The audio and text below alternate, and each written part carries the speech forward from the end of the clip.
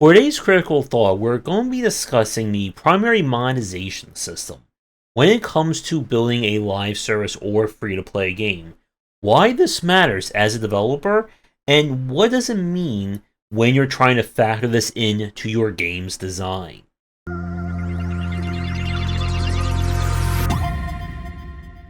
As we've spoken about plenty of times here, one of the major changes to game design over the 2000s into the 2010s was the rise of live service, games as a service, free to play, and so on kind of design.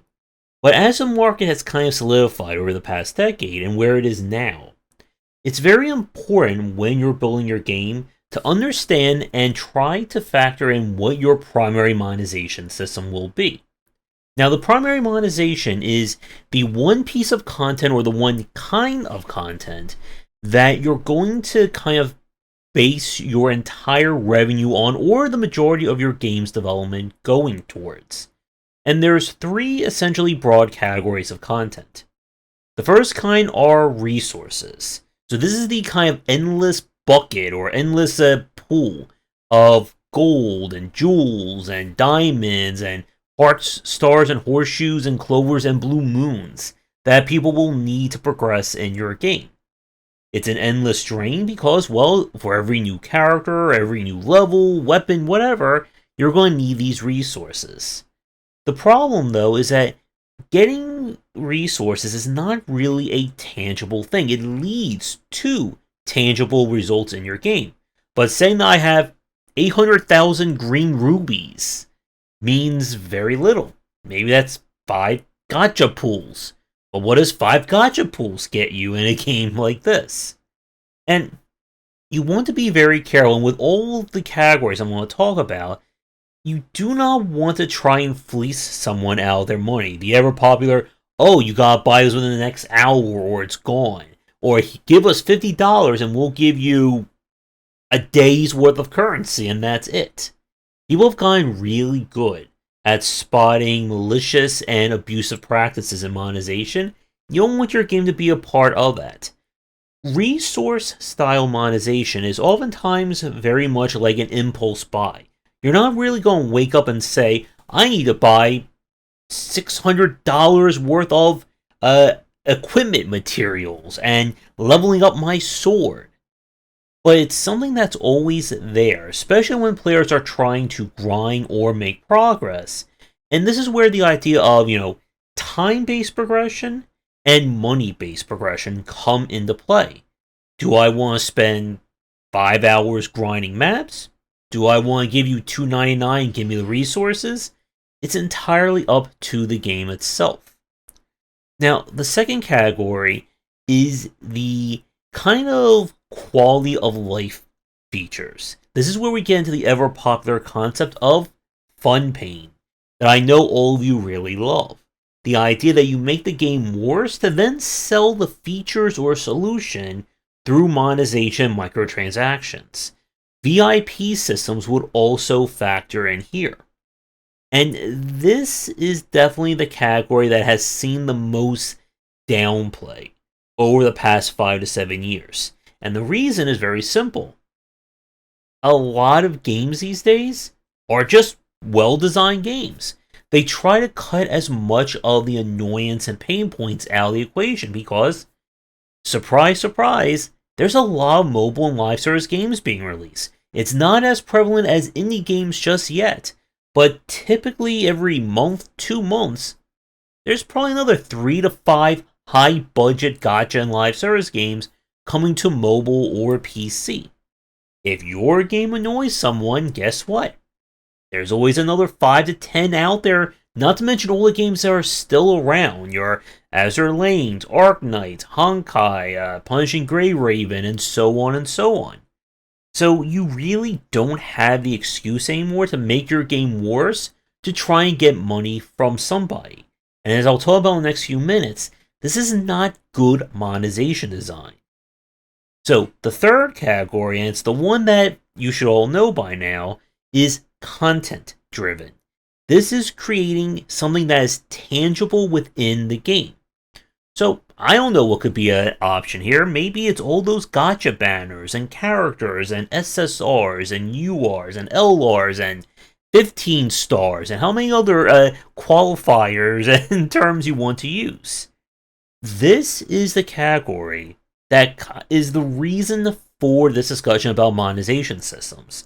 It is the most lucrative, it is the most addicting, and it's what that has made some of these mobile games ludicrously in terms or ludicrous amounts of money.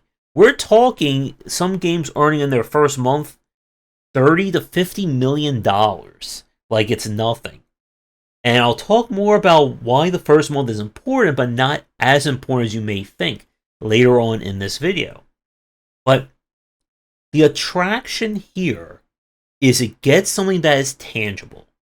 The problem with resources is that, again, throw 75 gold coins into a game, who cares? What does that mean? I roll on a limited banner and get this super special UR character with unique abilities and special gear, and now that character is permanently associated with my account until the end of time or until that game decides to shut down. Each new character, each new gear, it presents another tool in the player's toolbox. So that yes, you can play with the standard characters and the freebies, but don't you want that very special character who has all those crazy unique powers and will boost your entire account levels above by getting it? The other point about this is cosmetics. People like to personalize just as much as they like to customize. The idea that you're not just playing generic Soldier 3, but you could dress as Goku and Iron Man, whoever else they have in Fortnite this season. It is both a status symbol in that respect, and it's a way of just differentiating yourself from everyone else. Many of the live service and gacha games these days do a lot when it comes to their custom skins and cosmetics, oftentimes giving them unique special effects, sound effects, that kind of thing, because again, they want you to feel like this is different. That, here's your normal stock version of this character, and here's your super fancy skin version that has all these different effects and whatnot. And again, these are huge drivers for monetization. So, with that said, however, getting back to the original point of this video, why you need to consider this. You see, monetization systems are very important for live service games for a maybe not so obvious reason. I'm sure none of you have ever thought about this. They bring money into a studio. I know, shocker right there. But you see, if you have any intent on supporting a game long term, especially again one that is going to be multiplayer driven, then you are making a live service game and you need to have a monetization system in place. Because one of the aspects of live service in this respect is that it's very much a money comes in, money goes out kind of affair. You have a really successful banner, a really successful event, the money comes in, you then put that money into developing new content and new banners and whatever to get people to buy the next thing, and the next thing, and the thing after that, and then your special anniversary event, and we just repeat that cycle. And the best games, again, know that it's not just about releasing monetization. You need to be building that game. Arknights and the whole Genshin or MiHoYo verse, as they're calling it now, are two really great examples of this. Arknights has added in brand new game systems and brand new ways of playing that are completely free to play, and they add more rewards for anything else that you do. MiHoYo has done a lot of work in terms of adding new content, new gameplay systems. They're supposedly going to be releasing their own new spin-off action RPG very soon at the time you're watching this video.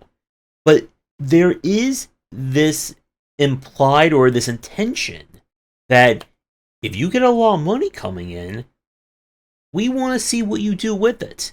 Team Fortress is a classic example of this, and a lot of this discussion comes from Valve's talks about monetization. That, hey, we want to support this game with new content. Okay, who's going to pay for it? And here's again that salient point. Just because a game did really well at launch, it was a fantastic game, it had, breakout record making money month one, that doesn't necessarily mean that that money is going to last 5 years, 10 years, 30 years down the line. And like I said a minute ago, when these games work and the developer can keep supporting it, they will last, as evident by both Path of Exile and Warframe, which are going to have their, I believe, 10-year anniversary in 2024. And those games, we could certainly have a lot of talk about them. So, when you're trying to decide what the monetization system, or again, your primary monetization system will be for your game, this is the one that, again, you're going to treat this as your intended main source of income. And that also means having to build your game around that income source. So, you do not want your game to feel like it's being bent over backwards in order to get that money. Because we've seen plenty of games that have tried to exploit the player, make them feel like they need to spend money, or intentionally balance the game to force the monetization. A good monetization system in this respect is something that essentially enhances the core gameplay, but it does not kind of define or get in the way of it. If I want to spend $700 in a live service mobile game, I should be able to enjoy that game. Just as if I've spent $0.00 in that game, I should be able to enjoy it just as well. And that is a lot harder than it may sound to do right. And it's the difference, again, between the bad, good, and amazing live service titles that are out there. And here's another very important point about this. We've been talking about monetization over the last 10 minutes or so in this video. But you see, monetization for a lot of people is treated as a 4-letter word. That it's something that is horrible, it's going to ruin your game, and so on. But you need to have this in the back of your mind, and even when you're in the middle of designing your game. Because you cannot wait until the game is either about done or out to start thinking, okay, how are we earning money over this one? Because, again, this leads to this kind of haphazard or mad dash to implement monetization. Hey, let's just sell random cosmetic doodads. Let's have level boosts and experience boosts. Even if the game doesn't really need any of that, let's just put that in our game and hope someone is confused enough to spend 99 cents here or $49.99 there. And as a very final, or getting close to the final point of this video, you do not want to go into a live service game expecting it to sell $50 million or get $50 million a month. Any game that only exclusively courts whales in this respect will oftentimes not be a great game in of itself. And you want to be able to sit back and figure out, how are we going to be earning money from this game? And again, the money that is needed or the money that should be expected is very different based on the design. Some people may say, well, my game doesn't bring in $500 million a month, who the heck cares about it? Which I think I just drove a stake through a lot of indie developers' hearts with that statement. Someone else may just be happy with literally just having enough money to keep the lights on every 30 days. But you want your game to be enjoyable, and you also want to create content that makes someone want to spend money, but they should not need to spend money. As I said in my book about free-to-play design, every live service game, any game that has continued development and resources put into it, is entitled to money. If you spent 6 months of your studio creating a brand new game system and a completely new environment with never before seen quests and equipment and stuff to do, yeah, I think you deserve to get money from that. Do you deserve to get several $1,000s per customer to roll on a 0.000002% drop chance on a banner? Probably not. So, to wrap things up for this critical thought, I want to talk again about, or I want to briefly cover, kind of why this matters to the future. As I said earlier in this video, a lot of live service and mobile style games will heavily promote their first month. You will see press releases all over the place for a game saying, so and so released to $200 million a month, or they have 5 million subscribers month one. And the reason they do that is because they want to keep that momentum going. People will keep playing a game they'll keep hearing about, so more people will join, the word will get out more, people will keep spending. Here's another business or economics wow lesson for everyone watching. Consumers don't want to play a dead or dying game. Again, I hope a few of you can pick yourselves off the floor after that shocker of an announcement. But the downside of live service games is that, well, once a game starts to decline, people are not going to want to check that out. And this is where kind of the churn rates or the conversion rates for mobile and live service games are so important.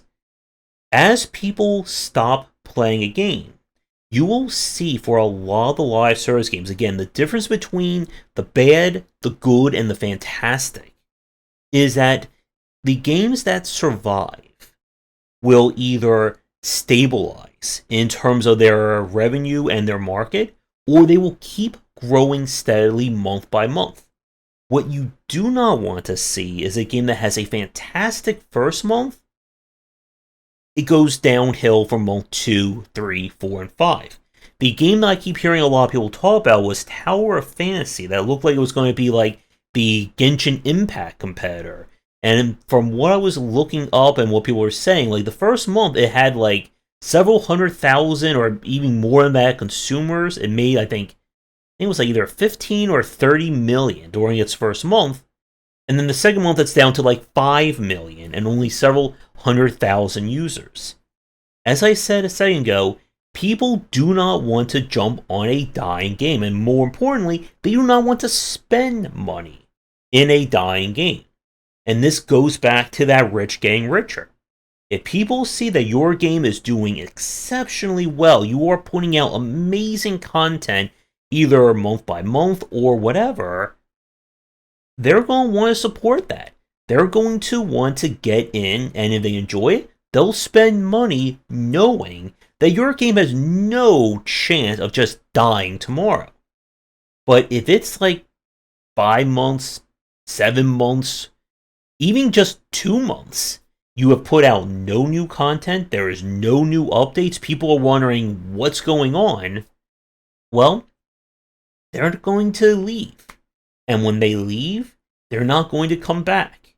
And when someone new joins, they'll see that there's very little going on and go, why should I spend in this? Why should I risk $5, $10, 45 cents when your game could very well just say, well, we're going to shut off at any time now? And again, this is why having a primary monetization system is important, because this is what you want to base your future content around. And you want to base this on a schedule that works for you, whatever it may be based on that content.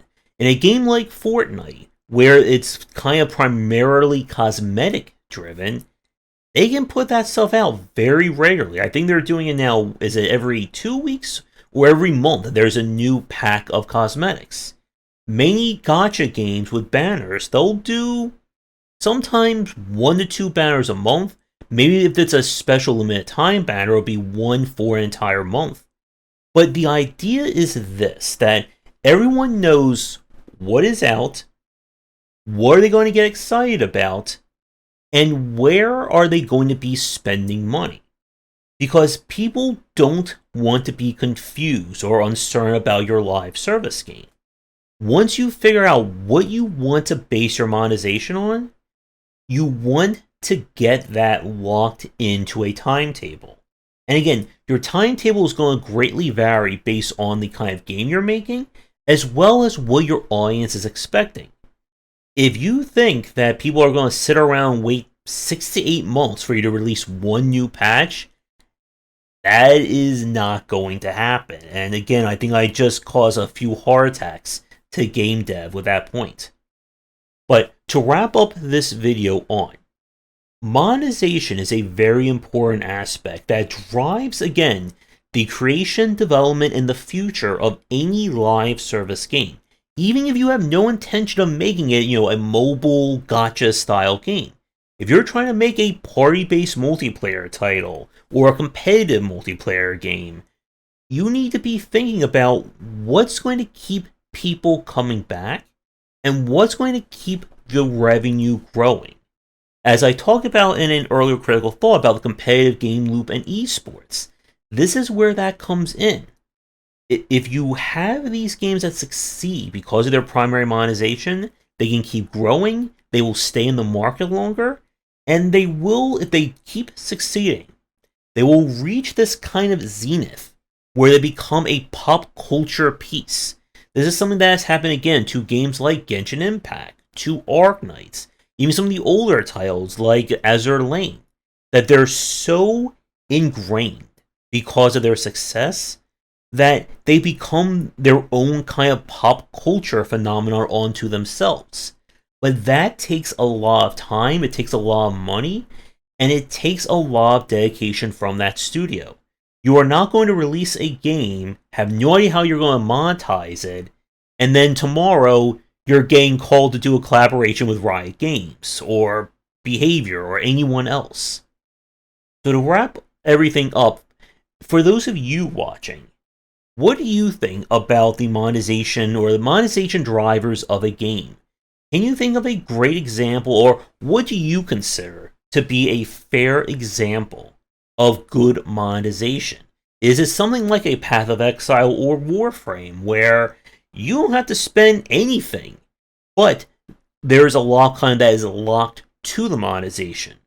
Do you like games like Arknights, that they will give you very frequent resources, but it can still cost quite a pretty penny if you're missing that very great limited time character? Let me know in the comments down below. For more about free-to-play and monetization design, check out Game Design Deep Dive Free-to-Play and all my design books wherever books are being sold. Do the liking, subscribing, commenting, bell ringing, and all that. And come back for daily discussions on game design here and on Game Wisdom, where he's done the art and science of games.